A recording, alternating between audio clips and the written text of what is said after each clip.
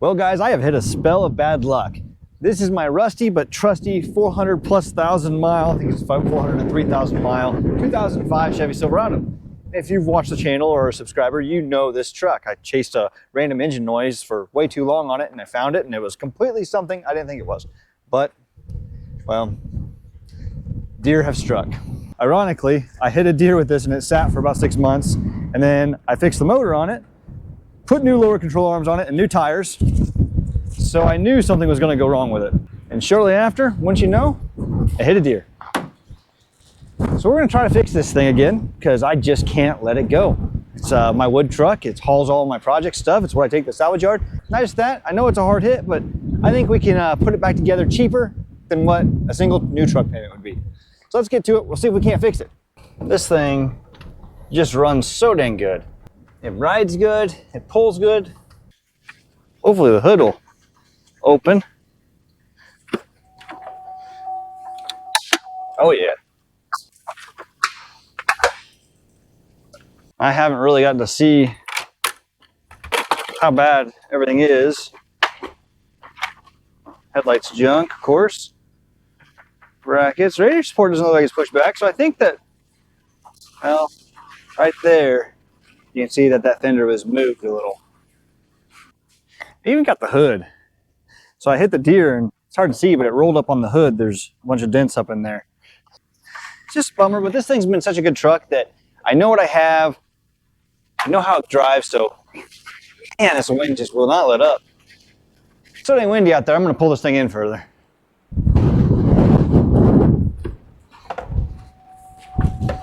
Oh man.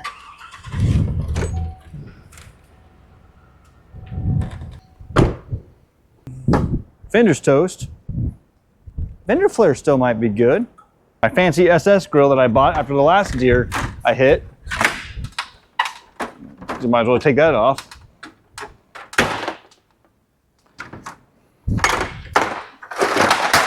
Ta-da! Fortunately enough, my back has been feeling much better. And as of right now, it's looking like I'm not supposed to have surgery, so that's a plus.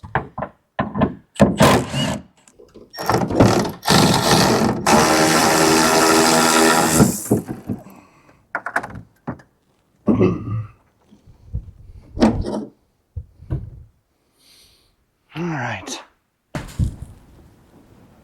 Well, that wasn't awful. Let's get to this fender. Really, after I fixed the motor on this last time, I kept telling myself if it was a good truck, I was going to put rockers and cab corners on it. This wasn't the truck's fault. Yeah, it's broke too. How many bolts is holding this thing on? Oh man, the battery's got to come out. I'm going to lose all my radio stations. All these little hidden bolts, I count. Oh, never mind, that's how. I was going to use the ratchet on that one. I got a feeling there's going to be a bolt right behind this. Ah, some deer hair.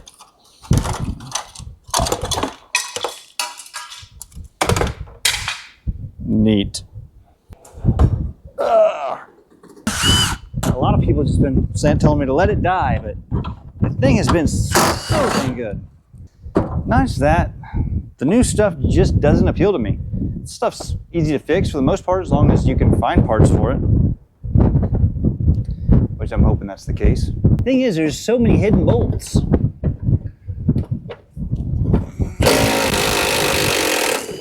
Now I should mention, this is going to be a complete budget fix. Something with this many miles on it, as rusty as this is, I'm not going to be painting a hood or anything for it. Unless I have to. And let's be real, I wouldn't paint a hood for it even if I had to. We would just put it on whatever color it came. We have movement, just not very much. You would think taking a fender off these would be easy. Nope. And to be honest with you, I think almost taking the motor out was easier. There's no doubt in my mind this engineer designed this and said, yep, that's not going anywhere. Because every battery tray needs 7 bolts holding it on. And I would really wish I was joking, but no, 1, 2, 3, 4, 5, 6, 7. Now, the real question. How does this fuse block come out of here? I don't know. Well, there's another cover. How do you come out of there? Come on, big guy. Maybe. Hey, look, more clips. There's 4 that hold this on. I'll tell you what, just why? Deer couldn't have ran into the passenger side where there's an air box and a coolant reservoir. Nope. Got to run into the driver's side where everything's at. I'll have to talk to him about that. You know, I was just bragging about keeping this truck because they're easy to work on. I take all that back right now for a fender. What's frustrating is there's these 2 bolts, and it's kind of tough to get to them. The other one's right in there. What's kind of funny about this, I did, believe it or not, YouTube the removal of a fender on this. And every video removes the passenger side. I think I figured out why. Well, that's some progress. Woo! Don't scratch the door. She's a gym. Never mind. I think I just need to take out the clips that are holding that. Might be able to break this thing loose. There's one. I sure hope so. What we got here?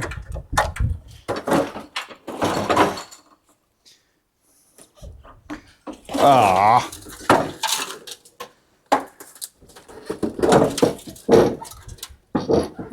Well, hope I don't scratch it, but we missed one clip. This is why I couldn't get this off underneath the fuse box. Brought it off through there.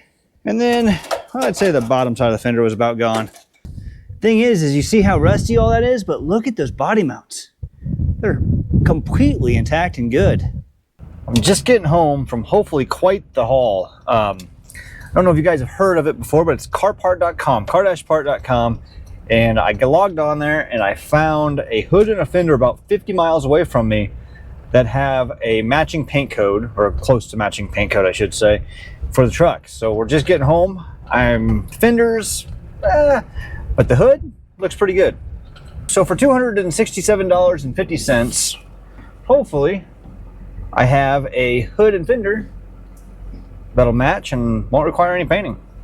Hood has a cracked bug deflector and a couple dings. The fender, you can see some of that rust right down in there. It's actually better than what I had. My dumbass self dropped it off the tailgate and scratched up the fender right here and on the fender flare. I'm not worried about it. I just need it to look somewhat presentable. There is a little ding in the fender on top of the rust. Whew. Huh. How about that? I mean, other than the scratches and the ding, it's a hell of a lot better than a deer hit. Have you seen the price of trucks? I would love to have a new truck, but I sure as heck can't afford the payment on one. And we're gonna fix this for, well, right now we're in it for $267.50. I'm not gonna forget a penny on that. We're not done yet. Obviously I need to get the grill, headlight brackets. Well, I'm gonna try to remember where these 50 bolts went. See if we can't get this fender bolted on. Really, the truth is, if the hood fits, the fender did suck in a little bit too far for me, but I couldn't get it pulled out anymore, and that's just gonna have to do. I'm not fitting panels here. I just need it to look okay. Okay. Oh, this would be satisfying. Ah! As I'm sitting here just staring aimlessly at nothing, it's because I dropped 2 hood bolts down the wheel well on that, and now it's stuck in the dog leg, or whatever you want to call it, of the fender. And it's rusty, it's gross, and I might just be feeling too pretty for that today. That's not true. So there's somewhere way down in there. I mean, I got one. Luckily, my dad's been here visiting, and he showed up just in time to help me put on this hood. I'll walk around this side. I only got 2 bolts on this side because I lost one. I dropped it down in the fender. I can't get it out. How much it cost you? $267.50. For everything? Yeah. Oh, well, that's a problem. Got bolts in it. Yep, that's good. I lost one. You can set it on the cowl. Windshield's cracked over there anyways. I got too many bolts. I don't know which ones to use. Keep dropping down the fender wheel you won't have. That's true. The problem I'm having now is, even with the hood adjusted a little, as much as I can, you can see it does not want to shut. This side is sucked in a little bit. And that's because clear back here in this hinge area, and actually there's some spider paint there, the hinge was tweaked. And unfortunately, it's just bent too much to work right. I can get the hood to shut, it just takes a lot of work. At least I can get the battery in it now, get this thing back where it'll drive in and out of the shop. Then we'll be on the lookout for a grill and headlights and brackets.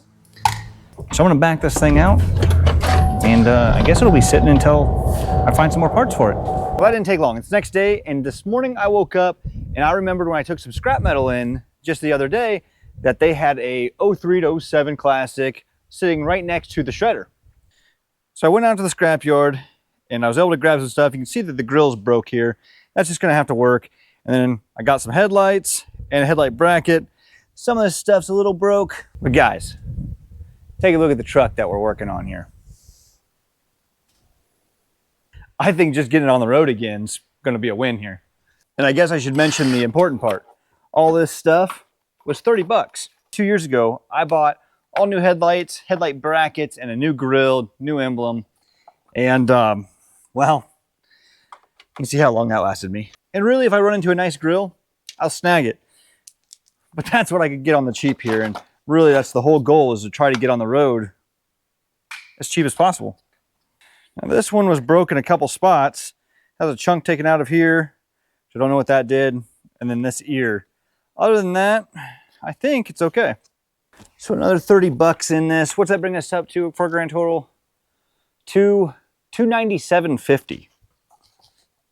Yeah. So we should be driving this thing for 300 bucks. And really, the bright side of all this is it has a full tank of gas.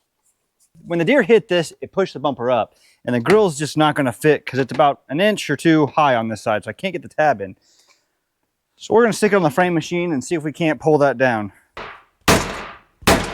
Well, frame shop did pretty good. See if the grill won't fit now. And I'm just checking to see if all the metal clips are in here. And they are, but this one's missing a tab.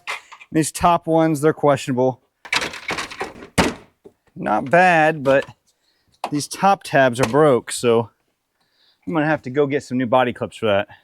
And by body clips, I mean sheet metal screws. Not too shabby. And I have the infamous cloudy headlight. We'll fix that.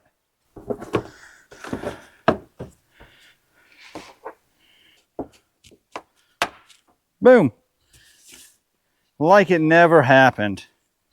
Now it's time to get this turn signal in.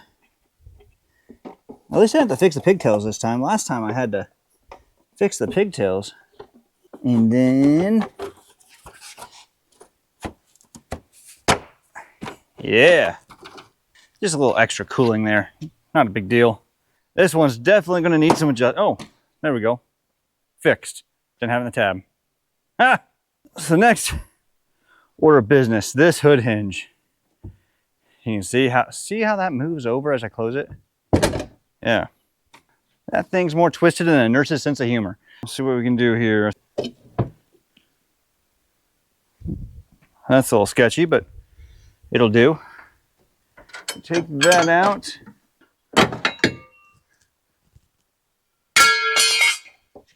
Hopefully it's the right side.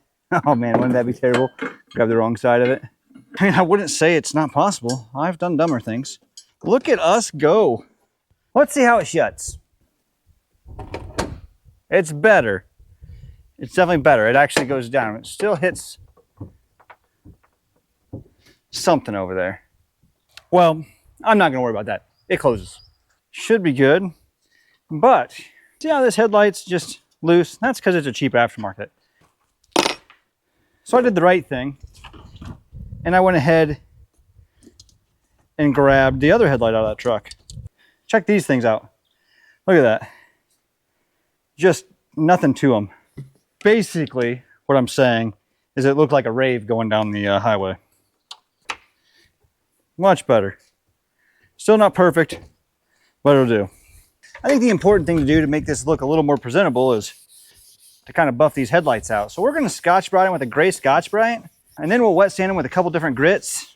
And then finally, we'll take a little buffer wheel and we'll clean them right up. I mean, they came out for the most part, but gotta keep in mind, this thing's from a 2004 or 5 truck. What is the year? 2003 GM.